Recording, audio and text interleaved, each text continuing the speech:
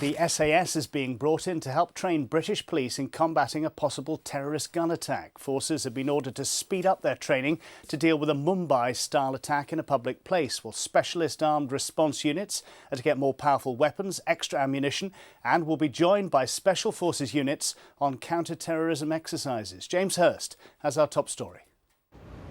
It's 2 years since 10 gunmen stormed hotels in India and killed more than 160 people in just 2 days.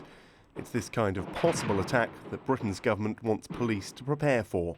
These people, like the Mumbai terrorists, are actually rather like soldiers. They do fire and support, move forward. All they want to do is kill as many people as possible with slightly heavier weapons than certainly our police have.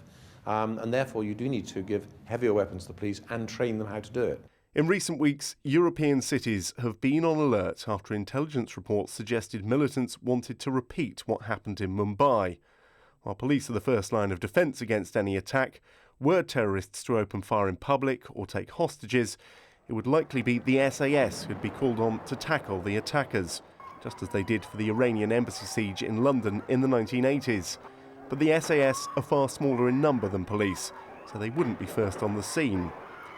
We can't have the SAS in every city, in every place, nor can we rely on the current armed police to be able to counter this, effectively. We have the opportunity now, by diverting resources and effort, to develop a capability that can deal with that, as unfortunate as it may be. Police firearms experts are trained mostly to deal with small numbers of armed criminals, not a massive assault. Special forces have been involved in police firearms training before, but this initiative is being seen as a step up in that.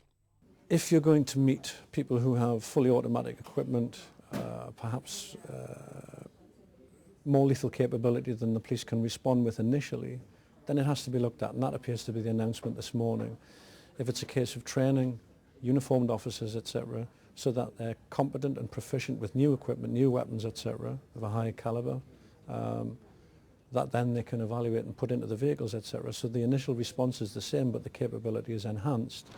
The London bombings of 2005 were the last successful large-scale militant attack on Europe, coming less than 24 hours after the announcement that the city would host the 2012 Olympics.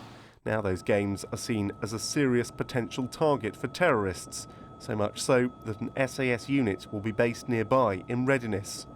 Britain's official threat level remains at severe, its second highest state. The government says there is no intelligence of a specific attack. James Hurst, Forces News.